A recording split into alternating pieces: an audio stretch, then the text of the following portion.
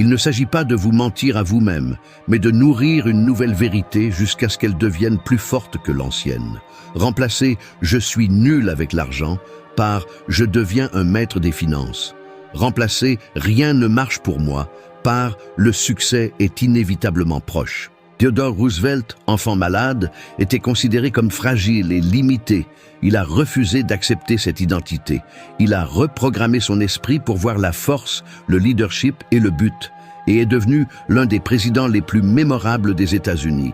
Pas parce qu'il est né ainsi, mais parce qu'il a commencé à y croire avant que quiconque n'y croie. Peut-être vous a-t-on appris à ne pas rêver grand, à ne pas attirer l'attention. C'est précisément cela qui a détruit les rêves de millions de personnes avant vous. Et c'est exactement ce qui continuera à détruire les vôtres, si vous ne choisissez pas de changer maintenant. La transformation commence par une simple décision. Choisir, chaque jour, de nourrir les pensées qui vous élèvent, et non celles qui vous rabaissent. Répétez-vous aujourd'hui, je suis digne, je suis capable. Le succès est en chemin. Dites-le à haute voix, devant un miroir. Pas une fois, mais tous les jours, le matin avant de dormir, jusqu'à ce que votre esprit non seulement entende, mais croie. Et plus que de le dire, ressentez-le. Imaginez comment ce sera de vivre votre nouvelle réalité. Fermer un bon contrat, recevoir un paiement substantiel, voir votre famille sourire de fierté, pouvoir choisir où travailler, quand vous arrêter, comment vivre. Amenez cette émotion en vous. Alignez vos sentiments avec vos croyances et vos comportements suivront cette nouvelle voie. Vous n'attirez pas ce que vous désirez, vous attirez ce que vous attendez avec fermeté.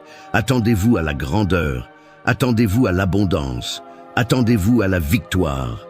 Croyez-y si fort que l'univers n'aura d'autre choix que de vous le rendre. Car lorsque votre foi est inébranlable, le monde entier se réorganise pour confirmer ce que vous avez décidé d'être vrai. Pour prospérer, apprenez à voir votre victoire avant qu'elle n'arrive. Je ne parle pas de rêver éveillé ou de fantasmer sur des richesses irréelles. Je parle de visualisation ciblée, une technique simple mais puissante, maîtrisée par les hommes les plus prospères que j'ai connus.